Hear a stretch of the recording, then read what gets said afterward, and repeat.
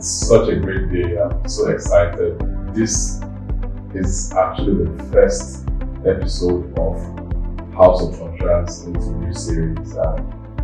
My excitement basically is that you seated right here, the first person to get a go at what's going to be happening next week. My name is Uncle Joseph, and I'll be anchoring today's show on House of Utterance video and podcast series. So, Mr. Emeka, I would like to meet you, if you don't mind. Thank you for having me. I'm glad to be your first guest. It's a pleasure. Yeah. My name is Emeka. Yeah. Easy. I like to be called Emeka so much. Okay. No, it's a beautiful thing. We need to always identify with our roots, not necessarily culture all the time, but we have to identify where we come from. So, but I'm called Joseph. If I pronounce my traditional name, some people might run out. Maybe the producer will run out of the studio. It's a strong name, so the pronunciation, it's quite rusty. So, can we know much more about you? Well, I read theatre and media arts, graduate of theatre and media arts, and since then I work with 9mobile. Then right now I'm a freelancer. I do digital marketing and all that on Upwork. So that's what I do presently. Oh, that's nice. Upwork. That means you are earning in dollars now. It's really beautiful to meet with young people. I'm not saying young people because I'm thinking you are young. I also consider myself a young person, even though I know that in terms of age, at every passing day I'm advancing and all of that. Yeah, but the beauty basically of the world that we found ourselves in is the fact that so many changes are happening around us. And much of the time we might think that these changes are maybe major financial changes, but there's also a spiritual component to the changes that are happening. Can you, in a nutshell, just give us like a brief of your relationship with God? How has God been good to you in the city of Abuja with all the economic things flying all around us? Can you just share how have you been able to, balance out everything, including your faith? I would say it's not been easy. There are times where you would think that why shouldn't I just concentrate on making this money rather than why do I need to, maybe go to church and why do I need to invest this much time in pursuing God or seeking His face where I could use that time to earn a couple of, but it's not been easy in Abuja. Abuja is a very competitive environment. Yes. So as a young person, you have, especially a guy, so you have to double your hustle. Yeah. You've got rent to pay, and the rent in Abuja is very expensive. That's why you don't want to be So it's not been easy, but I thank God. God has been faithful, regardless of the quest for, these material things. We find time to spend with God. It's really important that we dwell on that a little while longer, because these days when we talk of spending time with God, two things come to my mind. Because I, for one, I'm still very active at the Walker Church, but I had the privilege under the leadership of my lead pastor to serve in the ushering team of my church for about 8 years, about 7-8 years. That's a lot of time. When I handed over, I realized that working with God and working in church and working with God are two entirely different things. I don't know if that statement resonates with you. I don't know, have you had cause to debate maybe in your church, maybe your worker, and the things that you do to make the lives of other believers better? Do you serve? Yes. If I want to go back to my story, Yeah. How it began, it would be a long discussion. Just start anyway. For me, I like to sound a very traditional kind. Okay. I'm from a Catholic home, Catholic background. I had the opportunity to even enroll in the seminary. Wow. So I'm an ex-seminarian. Yeah. Okay. And for one who is an ex-seminarian, you can tell that, you can say for sure that we have got a lot of relationship with the church, with faith and all that. So all right, but where does God come in that whole bubble of relating with church and relating with God? Does relating with church aid relationship with God, or is relationship with God a totally different experience? I think that relating with church, you need to relate with church to be able to relate with God most of the time. Even though we understand that relating with God is very, very personal. But I guess the Bible even said we need the body of Christ. We need the church. So Fellowship. we need this fellowship to be able to, because there are many times the triumphs of life, there are a lot of things that are out there, that are out there to distract you from the faith. But when you have this fellowship, it helps you to relate with God. So even though there's a difference between relating with church and relating with God, but that difference is very key. Which of them do you prioritize? Relating with God. Yeah, really. For me, since living seminary, I haven't been, sorry to say, I haven't been consistent with church and church activities, because I feel I think it's a personal thing there.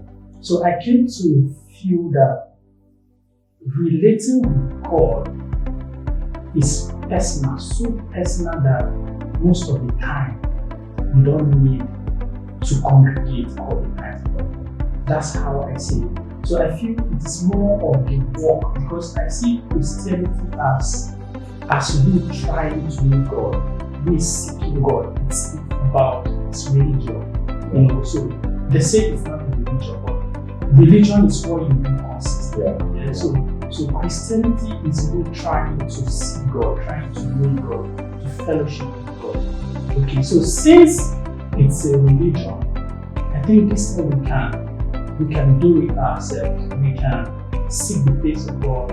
We can do the activities of faith to relate with our God. So basically, for me, I think it's a personal thing. Yeah, so it's your feedback is really more of a standard of what, even if I don't use the word standard, I feel that in everything that you've said so far, there's a whole lot of value in terms of the need for people to fellowship more with God. Is necessarily not about being in church, but is Christ in you. If we go to church to find Christ, but does Christ dwell in us, or do we leave him in the building? A lot of people leave God in the building, like they leave God in church. They see church as a place where they just go for a social hangout. They hang out in church, they meet friends. Maybe some people, they meet babes. Some go to tick their name. Present. I was present today. Forgetting that the real attendance, is actually in God's register. Where God is like, okay, this is my child. No, this one is in church, not my child. In church, not my child. In church, not my child. In church, my child. Or outside of church, in the world, but not of the world, my child. Because sometimes we have this belief that you must necessarily be in the church environment to be seen as godly. So a lot of people make that whole mistake.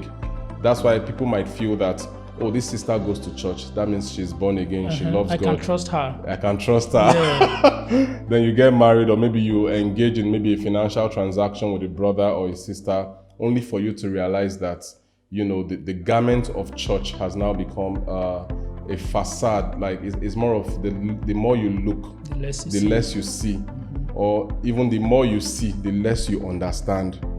Because sometimes you just see, oh, this person, Rakaduba Jeledebo Zikatala. And somebody might just assume that on the basis of somebody's finesse in speaking in tongues alone, that person already has it together in God. Like, do you judge by these standards? Like, what are those things that you consider to be able to judge? Not necessarily being judgmental now, but for you to be able to say, okay, this person has a mind of Christ. Like, how do you discern people, basically? Going by what I said earlier, I discern people by what they do part time. Yeah. Not because of where they belong religiously. Okay. Yeah, I look at what you do part time at given instances. It doesn't matter where it's happening. It doesn't matter where you're doing it. It just matter what you are doing at that particular time. So that's how I judge people. It's really important because a lot of people have had cause to deal with persons on the basis of past information. Oh, this guy used to be our choir leader in our church when we're in university. And you still feel that person is still running on that level. Not knowing that, man, maybe the guy left school, he has backslided, he's now doing some crazy stuff. So it's really important to hear in the now, especially when you are dealing with people, and another thing I would like to ask is, I don't know if you're single, if you're married, or is it complicated?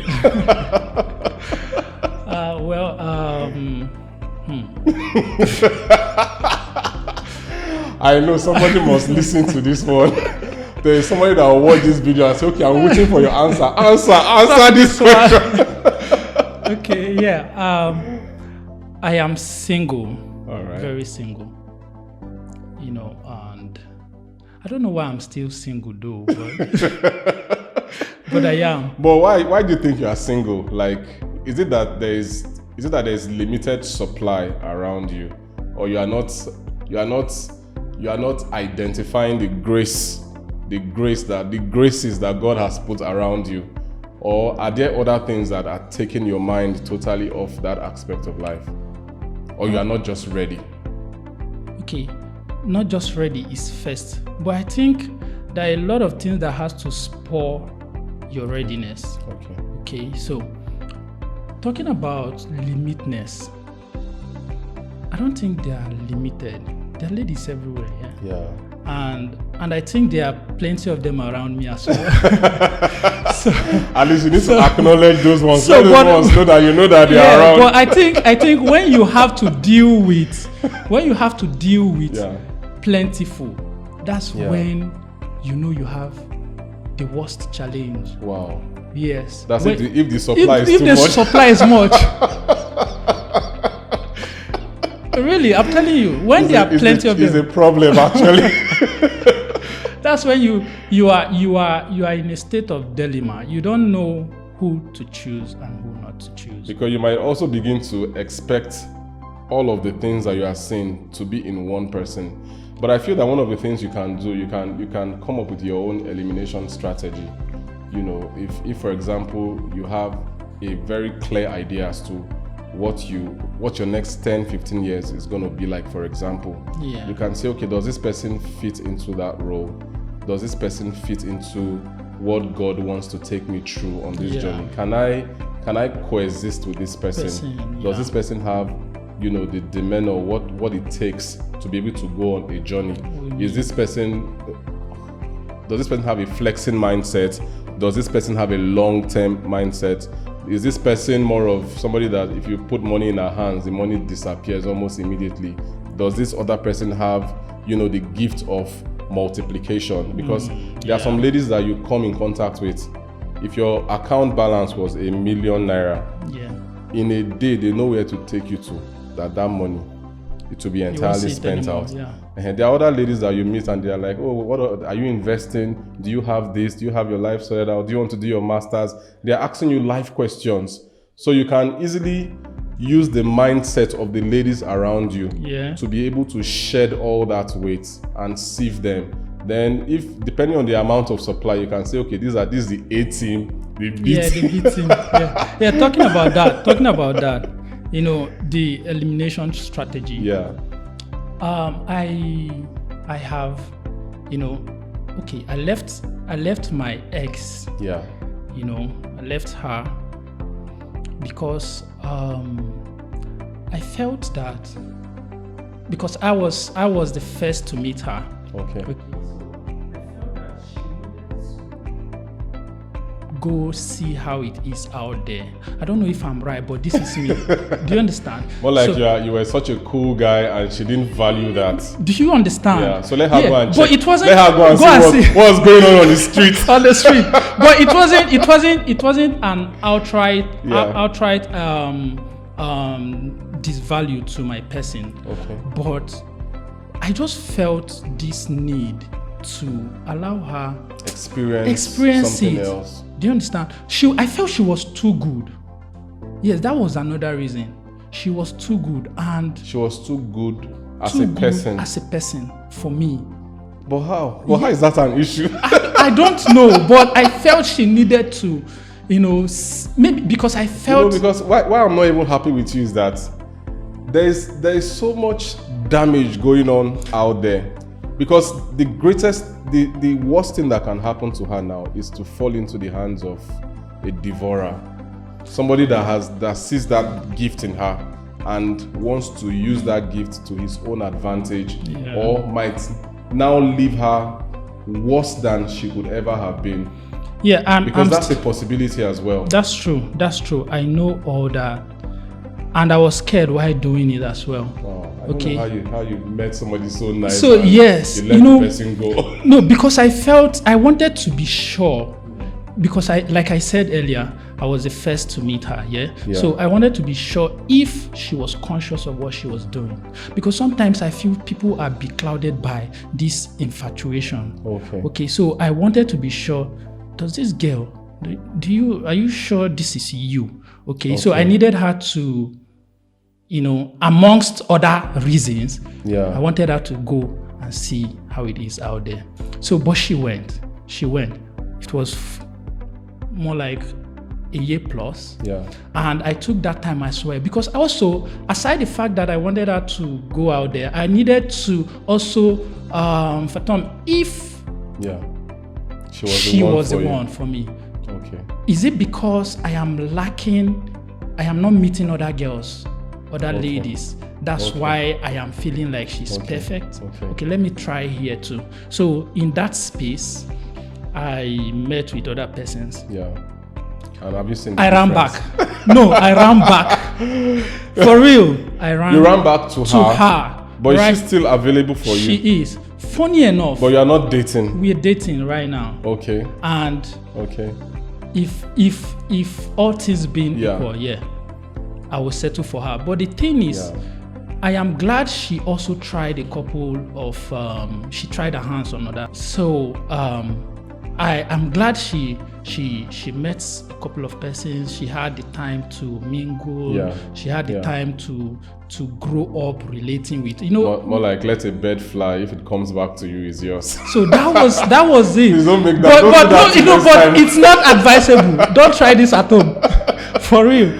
Because really, it's not advisable. If I look back, I also had a string of dating. I think the first person I dated, that should have been my final year university or 400 level. I studied law, so 5 years. So I'm just thinking, so I'm wondering now, like over the years, met different ladies, dated different ladies, then finally one day I saw my wife, she was singing, and immediately I saw her while she was singing. Not necessarily because I really don't know what it was, but I said, this is my wife. I just kind of knew.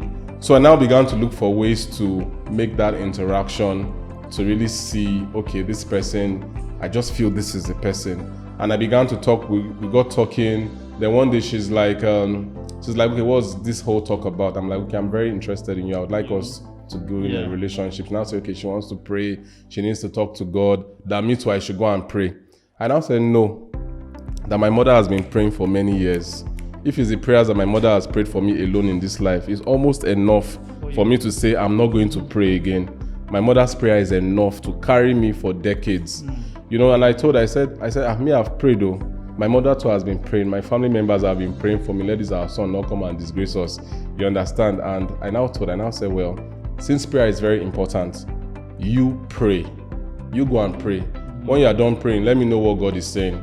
You understand? But why I've actually said that is there a place for prayer to get clarity on who to be with for the rest of our lives? Or is it just decisions that we make, you know, trying to say, okay, this way, that way, it goes this way, it goes around the other way?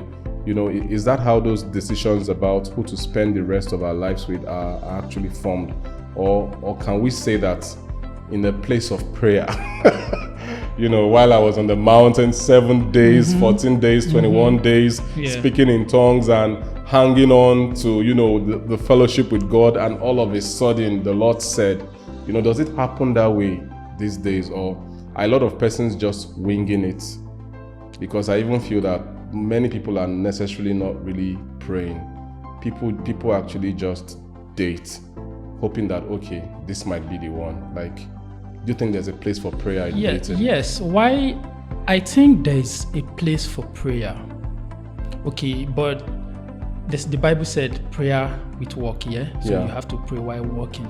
Okay, so while I would not like to downplay prayer, I want to exaggerate the fact that you need all you can do by yourself to discern that this is the person. Okay. Do you understand? While it's your decision, right? It's you. It has to be you, and you have to be responsible for that decision. So I think that's the hallmark of it. It doesn't, because there are a lot of people who prayed. In fact, I have seen cases where they tell you, "I saw in a vision," or "Papa said it is you." Let's talk about Papa said. You know, do you believe in this Papa said concept, especially around getting married? Because I know that there are some pastors which stories I've heard, maybe the pastor said, okay, this is the one, this is the one for you, this is the one for you. You know, do you believe in that concept? Do you think it's biblically right? You know, because let's not forget, was it Abraham, when Abraham sent out his servant to go and look for a wife for Isaac? It wasn't necessarily Isaac's decision about, okay, this is how I want to source the lady I want to get married to. You know, somebody went out to go and search, and somehow in that story he actually asked God that if this lady does this, does that, that means this is the person. And God too showed up in that light. But do we still use those methods that the sages of old have actually used in spotting out women that are good, maybe for marriage, for them to be married to a certain man or something like that? Like, is God still in the business of saying this is your wife? God, that's a very knowing that God can do anything. God has always been, like, I wanted to say, God is in the business of everything. You understand? But like I said, while you're trusting God, I do not entirely believe and would wait for God, in quote, or through Papa, Daddy, to tell me this I saw in a dream, I saw in a vision, or I saw you and this. It has never worked for me. That method it has actually messed up a lot of marriages. A lot of marriages. It has messed up a lot of marriages. So I believe in dating. I believe in knowing you. I believe in what I can discern here about you. And then when I trust what I feel about you. All right. Do you think that there's a difference between dating in the world and dating in God, because the lines around some of all these concepts, the lines are blurring out. These days, you cannot really. It's almost like a mixture of black and white. It's no longer black or white. It's, you cannot necessarily tell. Like people say, okay, kissing is allowed. Okay, why would you want to marry somebody that you've not maybe had sex with? You've not checked the person's entire physio. You know, people. I don't even know how to put it, but what do you think is the right thing to do? I'm not asking you what you did. I'm just asking what do you think is the right thing? What I think is the right thing, and to be very blunt, okay, is to think out of religion. Okay. A lot of time we are beclouded by religion and what is obtainable in my given environment and all that. In my culture. Okay. So I think all the time it should be about dating who you want to get involved with, and I don't see anything wrong in fact, these days people have, there are some churches that I heard that they call it celibate relationship or celibate something. You have to be celibate for some time before marrying. It doesn't work for me. That means it's not working. It's not working. No, me, I don't like it. When you say celibate now, that means some churches that believe that don't have sex before marriage. Before marriage, yes. Do you believe in sex before marriage? I believe in sex before marriage. You believe in having sex before marriage? Before marriage, yes. Wow, awesome. Yes.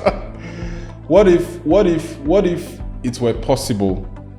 Because what if it were possible to try out a system, a proven system of sex only after marriage? You see, when you begin to, I think we shouldn't, if it works for you, okay, if you're a kind of guy that is already in the social thing with the girl, and so why not? Why do you want to, because of the sake of marriage, you want to abstain now? Probably you did it before or you've been doing it, but right now because you want to translate into something else or go into married with her, you now want to abstain. Or maybe you meet a particular girl, she tells you, no, for me, it's I am. We have to abstain. Will you date a lady that believes in abstinence? No, I won't. Like seriously? No, I won't. Seriously, I won't. Because beauty, I believe. In fact, what I'm enjoying about our conversation is your candor. You are very candid. And I feel that for God to reach out to people most times, it's just for example, you going on a certain journey, and maybe you are heading left. You know you are heading left. But you are telling other people that you are heading right. That's the double standard with a lot of people. That's why sometimes people would show up maybe in a religious setting, for example, and you can necessarily not really say this is where they stand. So it's good to know where you stand on this particular issue, even though I think otherwise, personally. And I'll tell you why. My parents are going to watch this video because many of them actually think that, oh, this our son, he never had anything to do with, some sexualizations of some sort. What does that mean? They think, oh, he was such a good boy, we raised him well. Yes, they did. But I actually had certain, I want to call them indiscretions in terms of the sexual aspect of life. And I know that God has been dealing with me through the period, because for me, I came to realize that sex has a way of beclouding judgment. That's in my opinion. Okay. It could becloud your judgment on certain things when you need to see certain things for what they are. When you involve sex in that mixture, it changes the dynamic. dynamics for me personally. That might not necessarily be the same thing for you. Yeah, okay. Like when I met my wife, I had no sexual relations with my wife before I got married to her. Okay. I married her as she was, and it doesn't mean that my wife now is better than Anyone somebody else, that yeah. maybe is engaging in sexual activity. It's not a context. It's not a competition. Yeah. The beauty, it works for you. yeah, it's not a competition. The beauty, in my own view, basically would be that people should, as a matter of urgency, gravitate towards God. Even the Bible talks about you fall 7 times, you rise. You fall. I feel that when people are engaging in sex before marriage, it's them falling. Okay. That's how I see it. It's them falling. But the opportunity within that scope of conversation is that they have the opportunity once more to stand up and still do things right. And I'm not saying this as a vehicle to condemn, because the fact is that somebody might not be having sex before marriage and the person is a super cheat. The person is a fraudster. I was going to go there. The person in terms of morality, in terms of maybe financial integrity, the person lacks integrity, the person would backbite, the person would steal, the person would slander. But most times, our society would pick up that whole sexual factor and they make a whole big deal out of it, even though I believe it's a big deal. Yeah. But I feel that we should not demonize the individuals that engage in sex before marriage. That's my view. That's my view, because I also know for sure that people need to walk through the standards that have been set by God. That's my belief as an individual. And I'm not saying that because I haven't had cause to walk out of that standard. I've walked out of it a lot of times, and I still find my way I still find my way on a path to doing what I feel is right, based on my own belief system. Yeah. So talking about sex before marriage, or not having sex before marriage, you see, a lot of time, I feel that this concept is way better in the past, not in this our age, because things has evolved so much that evolution is taking has over. affected a lot of things, and it has made it has given people different ideas about different things, and it makes people do things differently. Okay, people are less traditional now. People are more social now than in the past. So if you decide that you are not going to have sex before marriage, a lot of people has been misled by that idea of not having sex before marriage. Because I believe compatibility has to be in all aspects, including the bedroom aspect. Yes. So if you're discerning, yes. I'll ask you another question. If you're discerning, I think that if you're discerning your wife to be, you should also discern her in every given aspect, including the sex aspect. Why can't you trust God that he's going to? That's where the problem is. Why can't you just believe that, man? God is going to sort it out. A lot of people has believed, and it didn't it didn't work out for them. Yes. So that's the thing is this, because I would say this also from an angle of understanding. I've had cause to read, like when you look at all these divorce related publications, maybe newsletters on divorce and all of those things, you find that most times people are talking about compatibility issues. In many cases, people are talking about sexual compatibility issues. The guy is not rising up.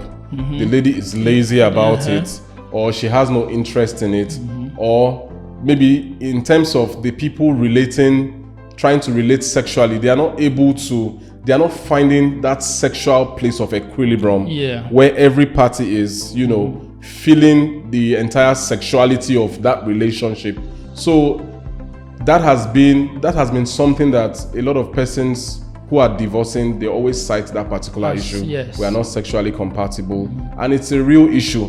Even though for me, based on my own belief, I don't believe that you should test it, because what's the guarantee that you say, okay, I want to get married to this person, you are with that person sexually, all of a sudden the relationship doesn't work, then you try that same model, you keep trying that same model, you keep trying that same model. At what point does that continue to seem as though it's the right thing to do? And don't forget, I said that already, we're already getting to a place in our civilization that you cannot necessarily say it's white or it's black.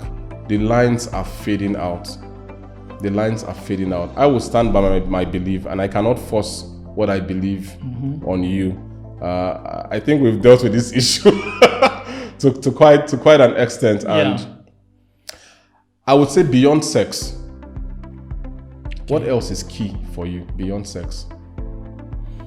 Yes. Because I don't think, even for you, I don't think that sex is a deal breaker. I don't think it's the biggest deal. There must be something else that would hold a relationship beyond the sexual aspect of it. For me, I think I like, in fact, I would say I like a lady who is very submissive. You are really a traditional man. Yes, because... Can you explain submissive? I want to understand this. See, there are ladies that you meet them, and you are they are intimidating. Okay. Is it that they are rich, they are intelligent, they are beautiful? No. I mean a lady who is submissive, a lady who keeps quiet when you're talking. A lady who I'm driving somewhere. A lady who believes that you are the man. That's decorum. The decorum of authority. Yeah. She understands that you are the man, no matter what, you are the man. And a lady who looks up to you, no matter how high up there she is. Okay. Do you understand? She still looks up to you. That is what I look out for, basically. I believe I agree with you.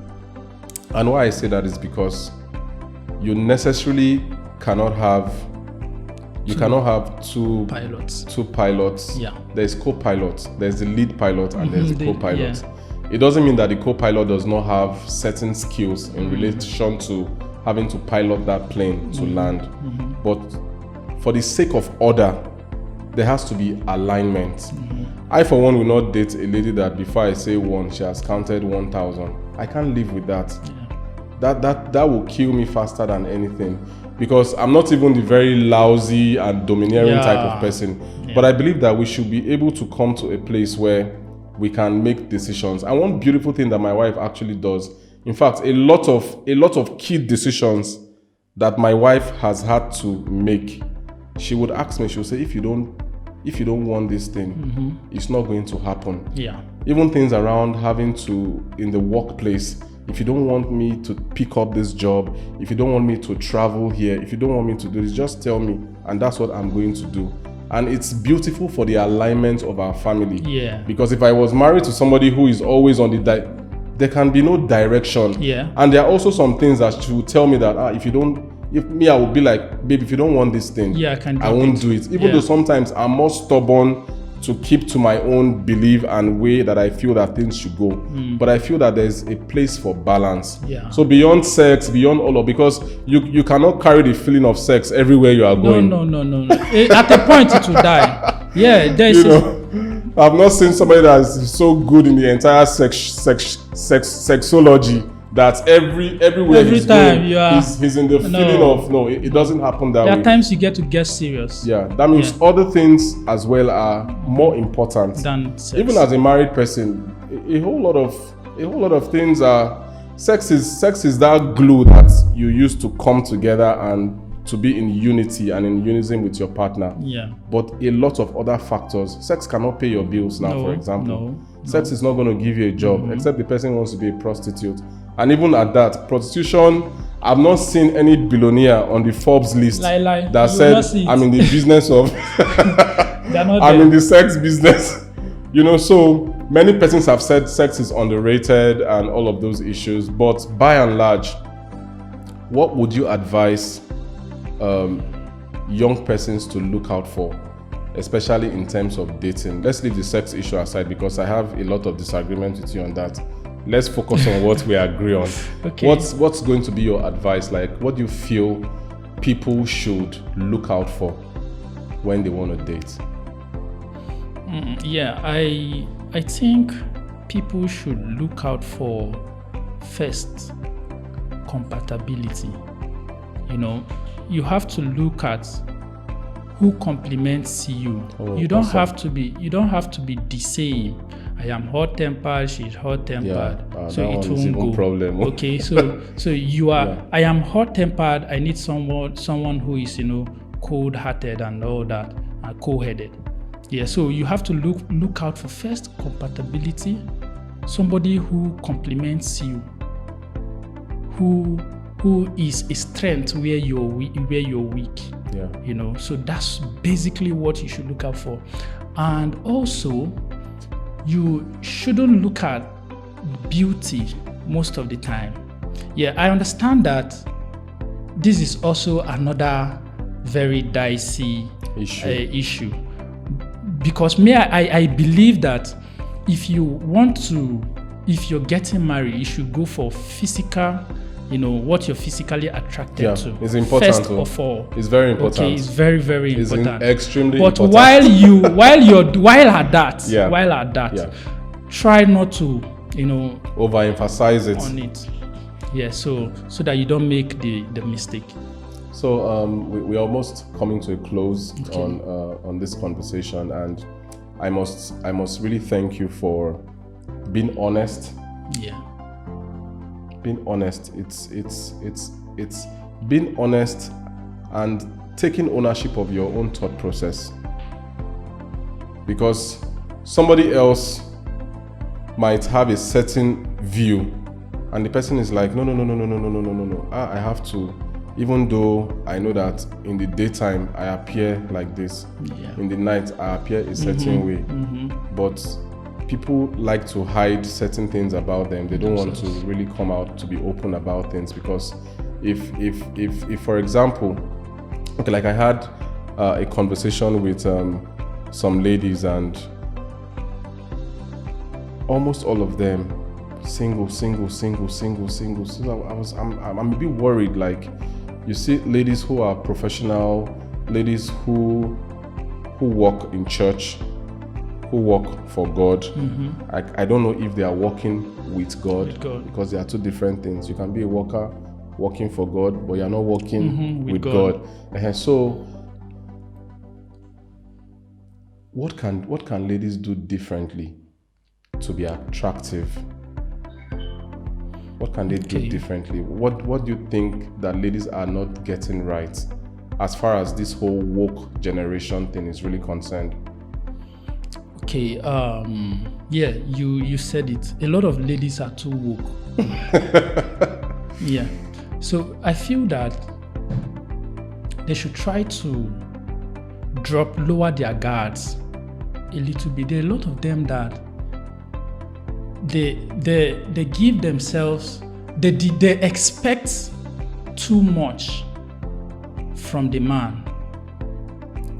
There are a lot of turn-offs. Men are so stressed in this age that they don't need extra burden on them. Okay, so if a lady is going to be a burden to me, so why? When I know I've got a long way to go. Okay, so they should try to. There are ladies who are very arrogant. That one is a red flag already. Yes, You see them, they are very beautiful but arrogant. Yeah. And the funny thing is, they don't know they are. Most of them don't know that they are arrogant. Most of them don't know that men need to be, talked to respectfully. Wow. So that is one of the factors that discourages a lot of men. If I walk up to you as a lady, even if you don't want me, even if I am not your class, even if I am not your type of man, how do you let me know? How do you communicate that? How do you communicate that to me? Yeah. How do I know that you're not interested politely? Yeah. Okay, so that's a lot of things. Most of this woke generation, they call them the Gen Zs, go. I got that. So that's what they do. Finally, my prayer basically for you, because this is a God-centered platform. Yeah.